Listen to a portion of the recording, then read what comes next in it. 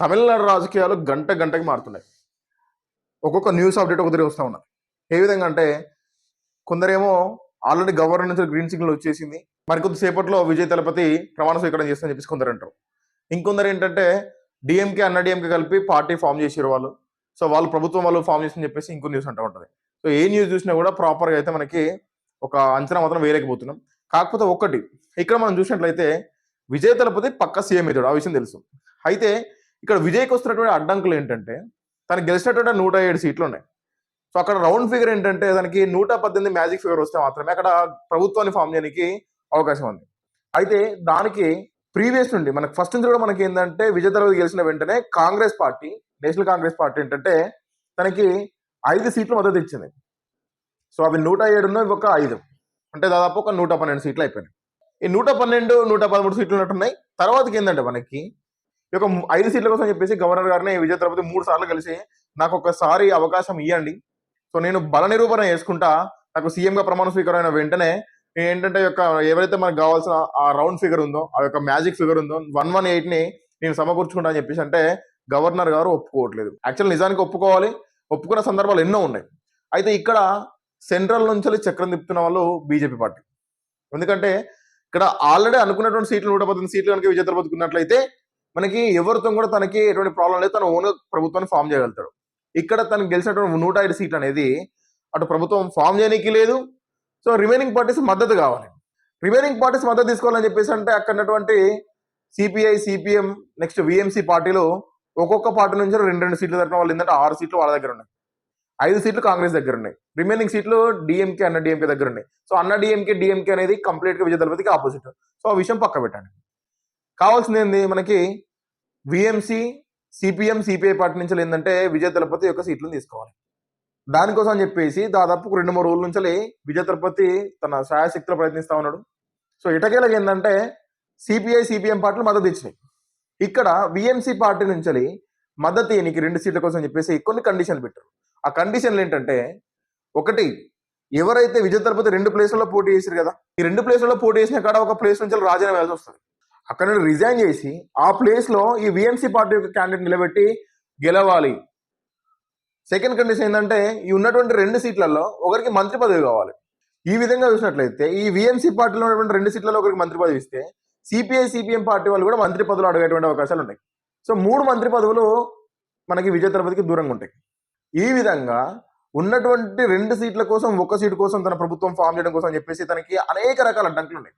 ఈ విషయంలో ఏంటంటే విజయ్ తలపతి వెనుక ముందు అవుతా ఉంటే ఏ విషయం గురించి గవర్నర్ గారు ఏంటంటే మీరు ఒక రౌండ్ ఫిగర్ 118 మ్యాజిక్ ఫిగర్ ను చూసిన తర్వాత మాత్రమే మీకు మేము గవర్నమెంట్ ఫామ్ చేయడానికి మీకు అనుమతిస్తామని చెప్పి చెప్పడం జరుగుతా ఉంది.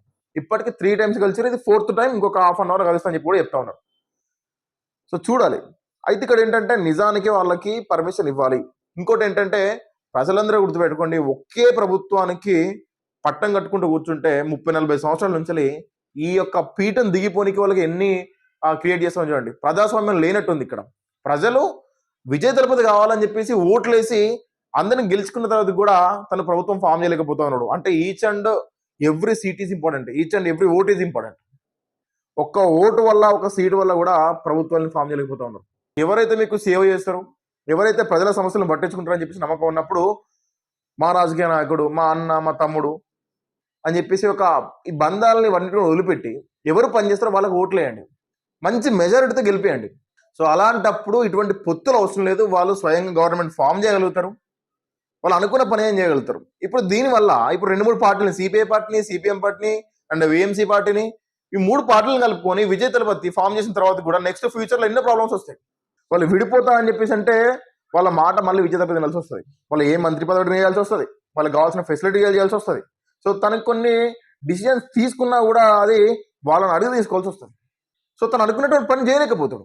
సో కాబట్టి ఏంటంటే ప్రజలు ఎవరైనా కూడా మీరు ఒక ప్రభుత్వాన్ని దింపాలని చెప్పి అనుకున్నా, ప్రభుత్వం ఎక్కాలని చెప్పి అనుకున్నా కూడా మీరు కంపల్సరీ ఎవరైతే మీరు గెలవాలని చెప్పకుండా వాళ్ళకి హై మెజారిటీతో గెలిపిస్తే మాత్రమే వాళ్ళకి ఇప్పుడున్నటువంటి ఒక అధికార దాహం వల్ల అన్న డిఎంకే పార్టీలు కూడా కలిసిపోయి గవర్నమెంట్ ఫామ్ చేయడానికి రెడీగా ఉన్నారు. ఇక్కడ విజయ్ తలపతి చేసిన ఒక చిన్న మిస్టేక్ ఏంటంటే, మిస్టేక్ అని కూడా కాదు, యాక్చువల్గా ఏం జరిగిందని చెప్పేసి అంటే విజయ్ తలపతి గెలిచిన వెంటనే విజయ్ తలపతికి రాహుల్ గాంధీ మద్దతు ఇచ్చారు 5 సీట్ల నుంచి. సో ఆటోమేటిక్ గా బీజేపీకి అగెనిస్ట్. రాహుల్ గాంధీ 5 సీట్లతో విజయ్కి మద్దతు ఇస్తే మనకి ఖచ్చితంగా 2 సీట్లైనా కూడా మనకి మంత్రి పదవి చేయాల్సి వస్తుంది. మనకి 2 సీట్లు ఉన్నటువంటి విఎంసీ కావచ్చు, సిపిఐ సిపిఎం పార్టీ వాళ్ళే 2 సీట్లకి ఒక మంత్రి పదవి అడుగుతా ఉంటే 5 సీట్లు ఉన్నటువంటి ఒక కాంగ్రెస్, అది కూడా national party. So already national లో మనకి ఏంటంటే ఒక మంచి గ్రిప్ ఉన్నటువంటి పార్టీ. ఈ పార్టీ నుంచి రాహుల్ సపోర్ట్ చేసేందుకు విజయ్కి ప్లస్ అవుతుంది. రాహుల్ గాంధీకి ఏంటంటే ఇండైరెక్ట్ గా తను నేషనల్ లెవెల్లో ఉన్నటువంటి ఒక లీడర్ కాబట్టి ఆటోమేటిక్ గా ఒక స్టేట్ మీద తన గ్రిప్ వస్తుంది. ఉన్నటువంటి ఓటర్స్ ని తన వైపు మలుచుకున్నటువంటి ఒక ప్రయత్నం చేసుకోవచ్చు. దానివల్ల రాహుల్ గాంధీ విజయ్ తలపెట్టి సపోర్ట్ ఇచ్చారు ఈ యొక్క 5 సీట్లతోని. సో డైరెక్ట్ ఏంటంటే బీజేపీకి అగెనిస్ట్ అయిపోయింది. సో బీజేపీకి అగెనిస్ట్ అయిపోవడం వల్ల నెక్స్ట్ ఇక్కడ ప్రాపర్ గవర్నమెంట్ ఫామ్ చేయలేకపోతారు కాబట్టి గవర్నర్ చేతిలో అధికారం ఉంటుంది. సో గవర్నర్ ఎవరి చేతిలో ఉంటారు? సెంట్రల్ చేతిలో ఉంటారు.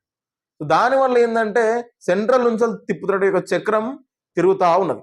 118 మ్యాజిక్ ఫిగర్ కాకుండా కూడా పర్మిషన్ ఇవ్వచ్చు. బట్ ఏంటంటే ఈ యొక్క రాహుల్ గాంధీ ఇన్వాల్వ్ అవ్వడం వల్ల ఇది కాంగ్రెస్ పాలనలోకి మళ్ళీ మారిపోతాయని చెప్పేసి మనకి బీజేపీ నుంచి కావాల్సిన సర్వ ప్రయత్నాలు అన్ని చేస్తా ఉన్నారు. సో దాని వల్లనే ఇంత ఇబ్బంది జరుగుతూ ఉంది. సో ఇటకీలకు విఎంసీ కూడా సపోర్ట్ చేసింది. నెక్స్ట్ వాళ్ళు కూడా మద్దతు ఇస్తున్నారని చెప్పేసి లెటర్ ఇచ్చారని చెప్పి అంటా ఉన్నారు. కానీ న్యూస్ లో మాత్రం నమ్మలేకపోతున్నాం. ప్రజెంట్ అయితే ప్రమాణ స్వీకారం అయ్యేంత వరకు కూడా చెప్పలేము. ఎన్నోసార్లు గంటకి తమిళనాడు రాజకీయాలు మారుతా ఉన్నాయి.